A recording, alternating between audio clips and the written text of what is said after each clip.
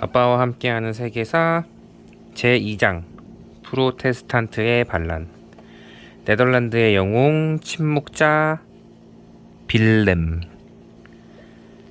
스페인 해안을 따라 북쪽으로 올라가다가 프랑스 해안을 지나고 영국 해협을 지나면 바다 쪽으로 땅에 비스듬히 경사가 져 있고 들판은 온통 물 웅덩이인 축축한 땅에 도착하게 돼. 스페인과 이탈리아의 도시에 사는 사람들이 보기에는 그 땅은 유럽의 아득한 끝이거나 낮은 땅이라고 여겨졌어. 그래서 그들은 그 땅을 네덜란드라고 혹은 아득히 먼 땅이라고 불렀단다.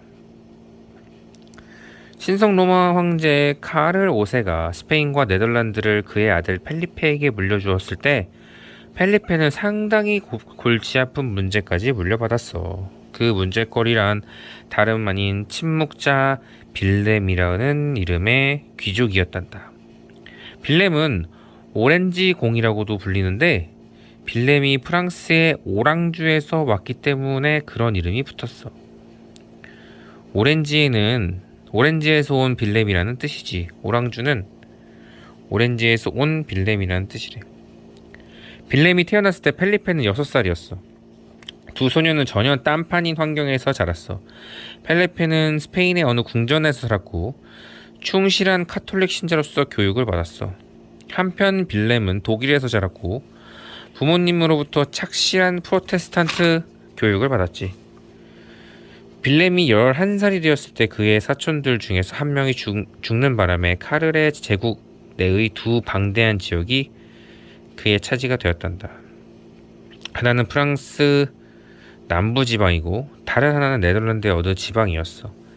카를 황제는 11살 먹은 빌렘이 장차 반드시 강력한 귀족이 될 거라고 내다보았어. 그러나 그는 빌렘이 로마 카톨릭 신앙에 대해서 적대적인 생각을 키우며 성장해가는 것을 원하지 않았어.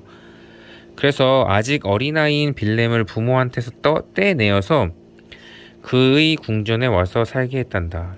카르는 빌렘에게 여러 명의 개인 교사로부터 왕자의 수업을 받게 했어. 프랑스어를 배우고 전쟁의 기술과 국가를 운영하는 법을 배우고 그리고 무엇보다도 중요한 것은 훌륭한 카톨릭 신자로서의 소양을 쌓는 것이었지. 오래지 않아서 어린 빌렘은 카를 황제가 제일 아끼는 신하가 되었단다. 그는 성품이 바르고 기상이 굳세고 사려 깊고 카를과 그의 황실에 대한 충성심이 강한 청년으로 자라났어. 카를 황제가 왕자에서 일어나 자기는 이제 더 이상 신성 로마 제국의 황제라는 칭호를 감당할 수 없다고 선언했을 때 그가 어느 신하의 부축을 받았더라는 이야기 기억나지? 그 신하가 바로 빌렘이었단다. 카를 황제가 그 선언을 한 후에 펠리페가 네덜란드 국왕이 되었어. 펠리페는 넓은 나라의 일부를 빌렘에게 맡겨서 다스리게 했단다. 그런데 빌렘이 그 지방을 다스리면서 보니까 국민들이 늘 싸움에 매달려 있는 게 아니겠어. 그 싸움은 다른 나라들과의 싸움이 아니었어. 그 싸움은 바다와의 싸움이었단다.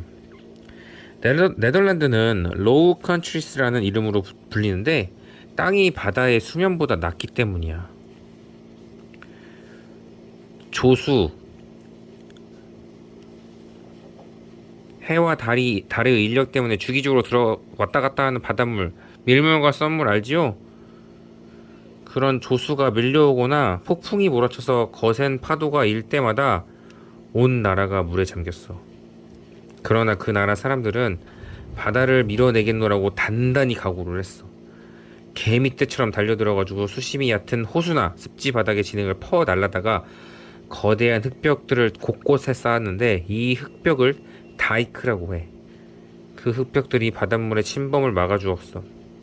네덜란드에 가서 그 흙벽 아래에 서서 위를 올라다 보면 말이야, 벽 너머의 바닷물이 내 머리 위에 있는 걸 보는 아주 신기한 경험을 할 수 있단다.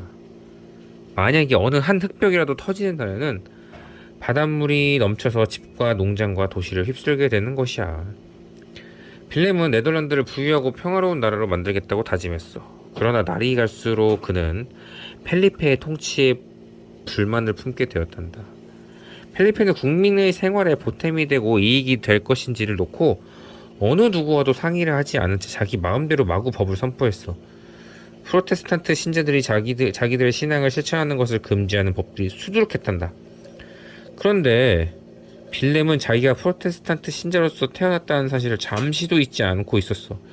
비록 펠리페의 궁전에서 카톨릭 신학의 교육을 받으며 자라기는 했지만 빌렘은 자기들만의 방식으로 신을 섬기기를 원하는 프로테스탄트 신자들에게 마음이 기울어 있었던 것이었지. 빌렘은 펠리페에 대한 충성심을 버리지 않으려고 노력을 했어.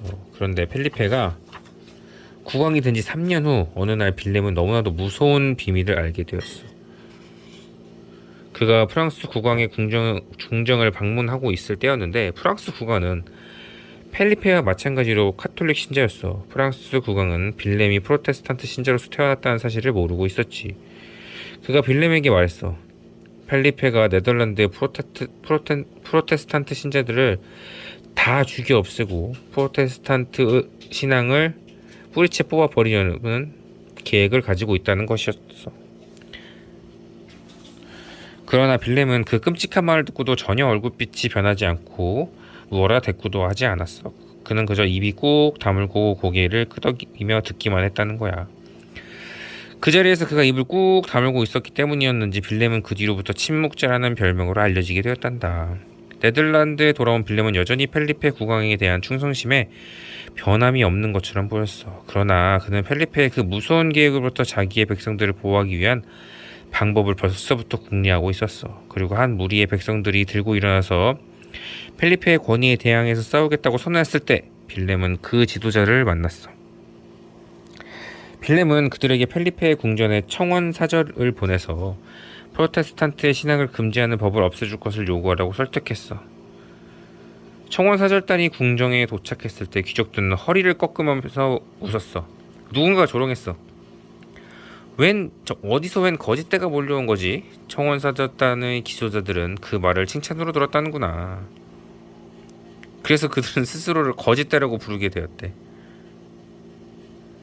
펠리페의 통치에 항거하는 무장 봉기를 일으켰단다. 그래서 그들은 스스로를 거짓대라고 부르게 되었고 펠리페의 통치에 항거하는 무장 봉기는 무기를 갖추고 한꺼번에 들고 일어났다는 뜻이에요. 그런 거 일으켰대. 거짓대가 지휘하는 궁중이 시골을 휩쓸고 다니면서 카톨릭 교회를 불태우고 카톨릭 성자들의 성상들을 닥친 대로 부수었어. 그 소식을 들은 펠리페는 알바 공작을 파견해서 반란군을 진압하게 했어. 군인이면서 귀족인 알바 공작은 물론 카톨릭 신자였지. 알바 공작은 빌렘과 반란군의 두 지도자에게 평화를 되찾기 위한 자신의 계획에 대해 상의를 해보자며 초대했어. 두 지도자는 초대에 응했어. 그런데 갑자기 심한 불안감을 느낀 빌렘은 독일에 있는 자기 가족들을 만나러 가야 할 일이 생겼다며 둘러대고 독일로 가버렸어. 알바 곤작은 자기의 진영에 도착한 반란군의 두 지도자를 즉시 체포해서 목을 베었대요. 그리고 네덜란드의 빌렘의 영토를 몰수한다는 선포를 했대. 이제 빌렘은 국왕의 적이 되어버린 것이야. 그 후 10년 동안 네덜란드 사람들은 자기들의 나라를 침략한 스페인 군대에 대항해서 싸웠단다. 알바 공작은 1,000명이나 되는 네덜란드 사람들을 처형했는데 그 이유는 단지 그들이 프로테스탄트 신자이라는 것뿐이었어. 그는 병사들이 도시를 불지르고 주민들이 마구 죽이는 것을 허락하고 모른 채 했어. 한편 독일로 돌아간 빌렘은 군대를 일으켜서 그의 나라로 진격하려 했단다. 전투가 끊이지 않았지. 빌렘의 두 동생이 싸움터에서 죽었어. 그러나 빌렘과 거짓대는 굴복하지 않았어. 거짓대가 곳곳에 흑벽을 무너뜨리고 흘러넘치던 바닷물에 배를 띄우고 쳐들어가서 스페인 군대가 점령하고 있는 도시를 포위했어. 육전을 해전으로 바꾸었던 거지. 마침내 네덜란드 북부의 7개 지방이 스페인으로부터 독립을 선언했고 침묵자 빌렘을 새로운 국왕으로 추대했어. 그가 네덜란드의 빌렘 1세가 된 거야. 펠리페는 격분했어. 그는 한때 그의 친구였던 빌렘을 암살하는 자에게 큰돈을 주겠노라고 광고를 했어. 그러자 발타자르 제라르라는 이름의 청년이 그 끔찍한 짓을 하겠다고 나왔어. 그는 빌렘의 궁전으로 갔어. 그리고 정진 중에 가족을 모두 잃어버린 프로테스탄트 신자인 척을 했어. 빌렘은 그들을 환대하고 궁전에서 허드렛 일을 하면서 지내도록 허락했단다. 어느 날 저녁 제라르가 길고 검은 겉옷으로 몸을 감싼 채 빌렘이 식사하는 방 앞에 몸을 숨기고 있었어. 빌렘이 식사를 마치고 나오는 순간 어둠 속에 숨어있는 제라르가 뛰어나와서 권총을 쏘았어. 오 신이여, 이 불쌍한 백성들을 돌보소서 라고 외치며 어떻게 됐을까? 죽었나? 빌렘은 쓰러졌어. 그리고 불과 몇 분 만에 네덜란드의 위대한 영웅은 숨을 거두었단다. 그러나 그의 나라는 독립을 잃지 않았어. 지금 우리는 그 나라를 네덜란드라고 부르고 구 국민을 더치라고 부른단다. 현재 네덜란드 국왕인 베아트릭스 여왕은 빌렘의 13대 손녀야.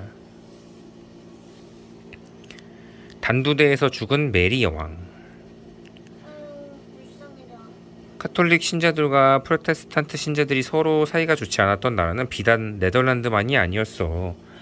펠리페 2세의 왕국 전 지역에서 신성 로마 제국의 모든 곳에서 두 종교의 신자들은 늘 서로 싸웠고 저 멀리 스코틀랜드에서도 그러했단다.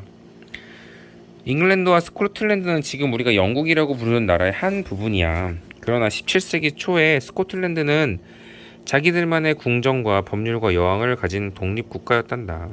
스코틀랜드의 여왕 메리는 태어난 지 5일 만에 왕위를 물려받단다. 그래서 어머니인 기즈의 메리가 섭정이 되었어.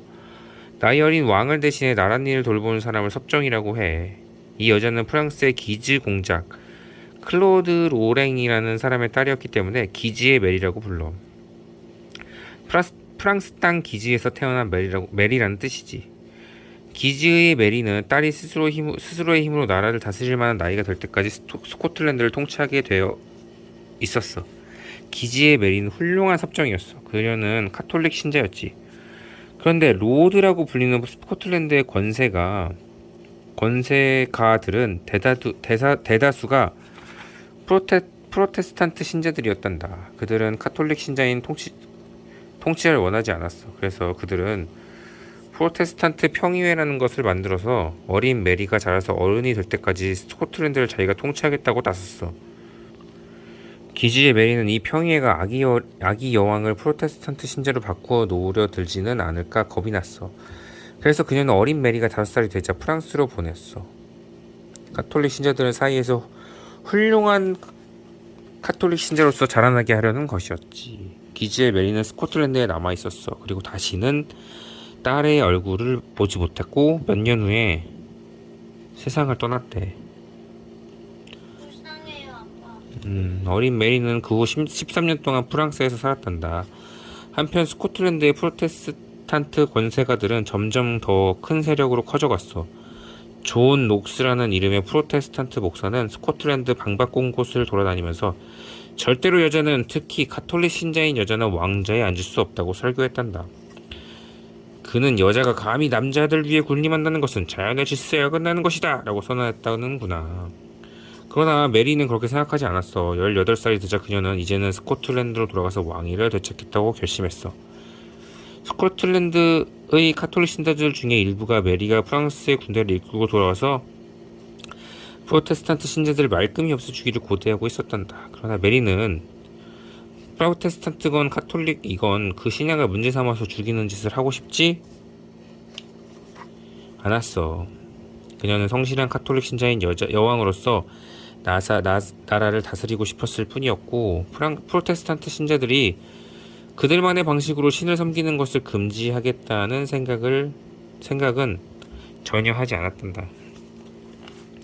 8월의 어느 무더운 날에 메리는 왕실에 딸린 배를 타고 프랑스를 떠나 스코틀랜드로 출발했어. 그 놀라운 소식을 들은 스코틀랜드의 프로테스탄트 평의회는 급히 모여서 회의를 열었어.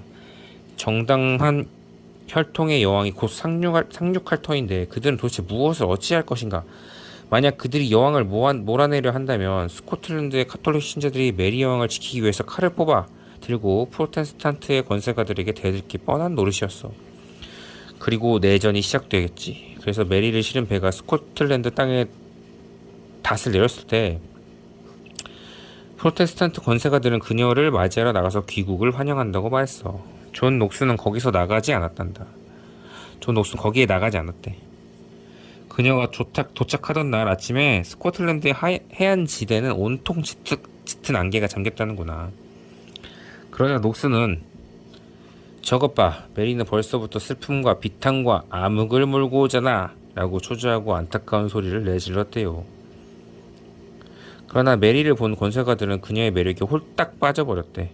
참으로 아름답고 총명하고 인정미가 넘치는 모습이었던 거야. 메리가 스코틀랜드의 프로테스탄트 신자들을 박해하지 않을 것이라고 말하자 권세가들은 그 말을 그대로 믿지 않을 수가 없었어. 메리는 더 나아가서 로드 단리라는 이름의 프로테스탄트 권세가와 결혼을 했어. 그래서 적어도 당분간은 그녀의 치세가 부드럽게 이어져 나갔단다. 그런데 어느 날부터 단리는 권력을 탐내기 시작했어. 그는 메리가 카톨릭 신자라는 사실을 아직도 몹시 못마땅해하는 프로테스탄트의 권세가들과 합치해서 음모를 꾸미기 시작했어. 권세가들은 메리를 그녀가 사는 성 안의 어느 감옥에 가두어 버리고 단리를 내세워서 나라를 다스리게 하려는 계획을 꾸몄지.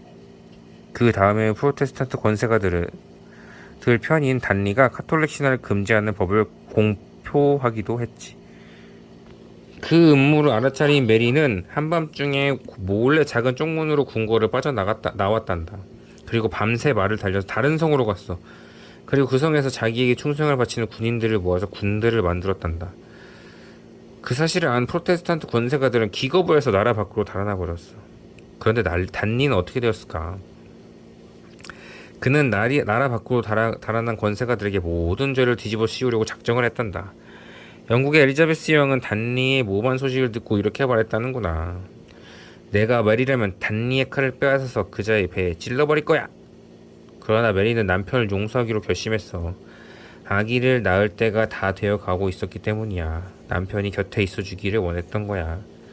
그러나 메리는 남편을 진짜로 용서했던 게 아니었지. 메리가 아기를 낳은 뒤 몹시 추운 2월의 어느 날 밤에 단리와 그의 시종은 스코틀랜드의 에든버러시의 어느 작은 집에 머물고 있었어. 메리와 그녀의 갓난 아들과 궁정과 신하들도 같은 도시에 훨씬 더 큰 집에 묵고 있었어.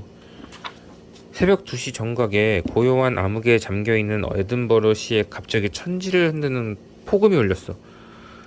부서진 돌과 벽돌 조각이 에든버러의 거리에 비처럼 쏟아져 내렸어. 단리가 묵고 있던 집이 박살이 났던 거야. 알아보려고 황급히 달려간 메리와 신하들은 그 집의 정원에 가서 단리의 시체를 발견했어. 그는 나무에 목이 매달린 채 죽어 있었다는구나. 대체 누가 단리를 죽였을까? 그건 아무도 몰라. 그러나 많은 사람들이 메리가 그 일을 꾸몄다고 생각했어. 메리는 갈수록 믿음과 백성들의 지지를 잃었어. 그녀의 권세가 약해져가자 프로테스탄트의 권세가들은 다시 스코틀랜드를 자기들이 좌지우지하려고 하기 시작했어. 그들은 메리의 젖먹이 아들 제임스가 스코틀랜드의 왕이 되어야 한다고 선언했어. 메리는 반란 세력과 맞서 싸우기에 다시 군대를 모으려고 했어. 그러나 그녀의 백성들이 거의 등을 돌리자 그녀는 자기 발로 왕좌에서 걸어 내려와서 권세가들에게 굴복하지 않을 수 없었단다. 권세가들은 그녀를 황량하고 외로운 변방의 어느 성에 가두었어. 그들은 날마다 그녀를 찾아가서 어린 제임스에게 왕위를 물려준다는 내용의 문서에 서명을 하라고 윽박질렀단다. 그리고 남달리 마음이 급해졌던 어느 권세가가 그녀의 손에 펜을 쥐어주고 문서 앞에 끌어당겨 앉혀서 스코틀랜드의 여왕 메리는 서명을 하지 않을 수가 없었어. 그렇게 해서 고작 13개월 된 그녀의 젖먹이 아들 제임스가 스코틀랜드의 국왕이 되었어. 존 녹스는 제임스의 즉위식에 설교를 했다는구나. 메리는 영국으로 도망쳤어. 사촌 언니인 엘리자베스 여왕이 어떻게든 도와줄 거라고 기대했어. 그러나 자식이 없었던 엘리자베스 여왕은 메리가 자기한테 가장 가까운 혈육이며 따라서 영국의 다음 왕이 계승자이기도 하다는 사실을 모르지 않았단다.